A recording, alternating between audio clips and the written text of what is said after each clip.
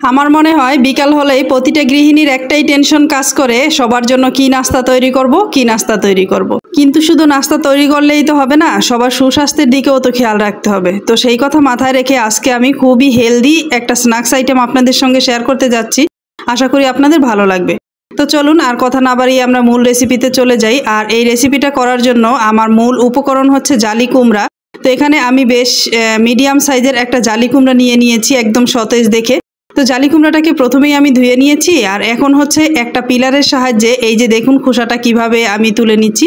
তো প্রথম খোসাটা আমি এভাবে তুলে নিব, তারপরে হচ্ছে দুই পাশের সবুজ আবরণটা রেখে আমি হচ্ছে জালি কুমড়াটাকে কেটে নিব। এটা যদি আপনারা নাইফের সাহায্যে করতে পারেন তাহলে তো ভালো, তবে আমার কাছে মনে হয়েছে যে বটি দিয়ে করলেই আমি খুব ইজিভাবে কাজটা করতে পারবো। তাই হচ্ছে বটি দিয়ে আমি এটাকে কেটে নিলাম, আর কেটে নিয়ে এই তো ফিরে আসছি। দেখুন আমি কোনভাবে কেটে নিয়েছি, একটু আপনাদের দেখিয়ে দিচ্ছি। দুই পাশে সবুজ আবরণটা রেখে মাঝখানে সাদা অংশটা রেখে আমি এভাবে কেটে নিয়েছি।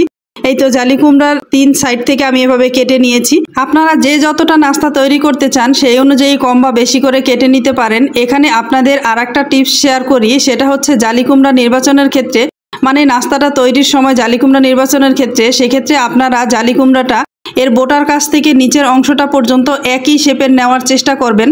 মানে মোটা হলে মোটা অথবা চিকুন হলে একই সাইজের যেন হয়, তাহলে কিন্তু আপনাদের নাস্তাটা তৈরি করতে অনেক বেশি সুবিধা হবে। তো আমি হচ্ছে পছন্দ অনুযায়ী এইতে কেটে নিয়েছি যে কয় পিস আমার প্রয়োজন। আর এখন হচ্ছে এর সঙ্গে আমি সামান্য কিছু মশলা অ্যাড করে নিচ্ছি। এই ঘরে থাকা উপকরণই হলুদ, মরিচ, ধনিয়া, জিরার গুঁড়া, স্বাদমতো লবণ এবং 1 টেবিল চামচ পরিমাণ আদা রসুন পেস্ট। তো এই মশলাগুলিকে আমি এখন সুন্দর মতো এই জালি কুমড়ার গায়ে ভালোভাবে মাখিয়ে দিচ্ছি। আর জালি কুমড়াটা কাটার পরে আমি এটাকে সুন্দর মতো ধুয়ে নিয়েছি, ধুয়ে পানি ঝরিয়ে নিয়েছি। আর মশলাটা মাখানোর পরে এটাকে আমি রেস্টে রেখে দিচ্ছি 10 মিনিটের মতো। আর এখন হচ্ছে এই নাস্তাটা তৈরি করার জন্য এর ভিতরে যে আমি পুরটা ব্যবহার করব সেই পুরটাকে আমি রেডি করে নিব।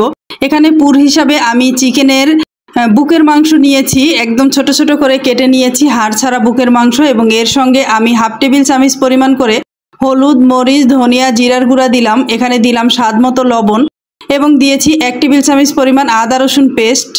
এর টেস্টটা আরেকটু বাড়িয়ে দেওয়ার জন্য এখানে আমি 1 থেকে 1.5 টেবিল চামচ পরিমাণ সয়া সস ব্যবহার করছি। তবে এই রেসিপিটা করার জন্য আপনারা যদি সয়া সস ব্যবহার করেন সেক্ষেত্রে লবণটা বুঝে দিবেন, কারণ সয়া সসে অনেকটাই লবণের পরিমাণ বেশি থাকে। এর সঙ্গে আরও দিয়ে নিয়েছি টমেটো সস। এবারে সব উপকরণগুলি সুন্দরভাবে মাখিয়ে নিচ্ছি। এই রেসিপিটা করার জন্য পুর হিসাবে আমি চিকেন ব্যবহার করেছি, তবে আপনারা চাইলে যে কোনো ধরনের সবজি ভাজি করেও এই রেসিপিটা করতে পারবেন। আপনাদের হাতে যদি সময় থাকে তবে চিকেনের সঙ্গে মশলা মিক্স করার পরে এটাকে 10 মিনিট রেস্টে রেখে দিতে পারেন, তবে আমি রেস্টে রাখিনি। আমি হচ্ছে সঙ্গে সঙ্গেই একটা প্যানের মাঝে সামান্য পরিমাণে তেল গরম করে সেই তেলের মাঝে চিকেনটা দিয়ে ভেজে নিচ্ছি।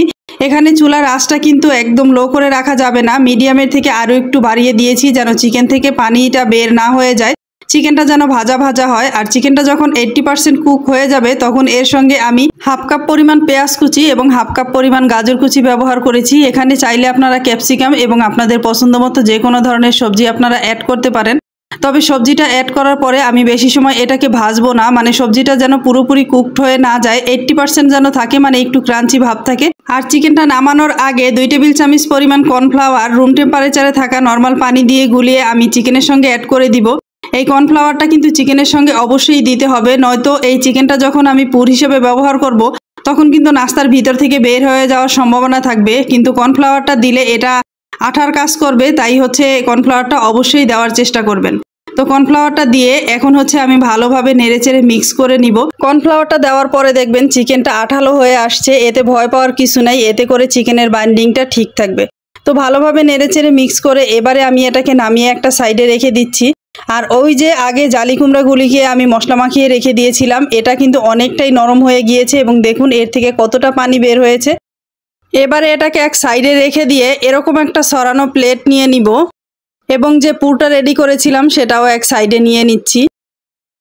এবারে জালি কুমড়োর এক একটা পিস নিয়ে এর মাঝে আমি পুরটা বসিয়ে দিব। আর পুরটা দেওয়ার পরে আমি কিভাবে শেপ দিয়ে নিচ্ছি সেটা একটু দেখে আপনারা বুঝে নেবেন। সমোসা যেভাবে শেপ দেয় ঠিক সেভাবে শেপ দিয়ে নিব। দেখেন আমি পুরটাকে কিন্তু একদম শেষের অংশে বসাইনি, একটু মাঝ বরাবর বসিয়ে তারপরে আড়াআড়ি ভাবে হচ্ছে আমি শেপটা দিয়ে নিচ্ছি। একটু দেখে বুঝে নেবেন, একবার দেখলেই পারবেন। আর শেষের যে অংশটা থাকে এটা উপরে দিলে কিন্তু হবে না, পকেটের মতো যে তৈরি হবে, এই পকেটের মাঝে হচ্ছে আমি এর শেষের অংশটা ঢুকিয়ে দিব। তাহলে কিন্তু খুব সুন্দর একটা শেপ তৈরি হবে এবং এটা ভাজার সময়ও খুলে যাবে না। আর এটা কিন্তু দেখতে অনেকটা সমোসার মতোই লাগতেছে, মানে হচ্ছে এটাকে নাম দেওয়া যায় জালি কুমড়ার সমোসা। তো একটা তৈরি করে নিলাম, এবার দ্বিতীয় আর একটা তৈরি করে দিচ্ছি। আপনারা দেখে একটু বুঝে নেবেন যে ভাঁজটা কিভাবে দিতে হয়। পুরটা দেওয়ার সময় কিছুটা অংশ বাড়তি রেখে নেবেন, আর এরপরে ভাঁজটা দেওয়ার সময় সোজাভাবে ভাঁজ না দিয়ে এভাবে আড়াআড়িভাবে ভাঁজ দিবেন এবং শেষের অংশটা পকেটের মাঝে ঢুকিয়ে দিলেই খুব সুন্দর একটা শেপ তৈরি হয়ে যাবে। এই তো দেখুন এটা বানানো কতটা সহজ। আর জালি কুমড়াটাকে মশলা মাখিয়ে কিছু সময় রেস্টে রেখে দিলে কিন্তু এটা অনেকটাই নরম হয়ে যায়, যার কারণে শেপটা আপনারা খুব ইজিভাবে দিয়ে নিতে পারবেন। তো এভাবে করে সবগুলি আমার তৈরি করা হয়ে গিয়েছে। আর এখন হচ্ছে এটাকে কোট করার জন্য আমি এখানে একটা ডিম নিয়ে নিচ্ছি এবং ডিমের সঙ্গে সামান্য একটু লবণ এবং গোলমরিচ দিয়ে নিচ্ছি। আপনারা যদি বাচ্চাদের জন্য তৈরি করেন সেক্ষেত্রে গোলমরিচটা স্কিপ করতে পারেন।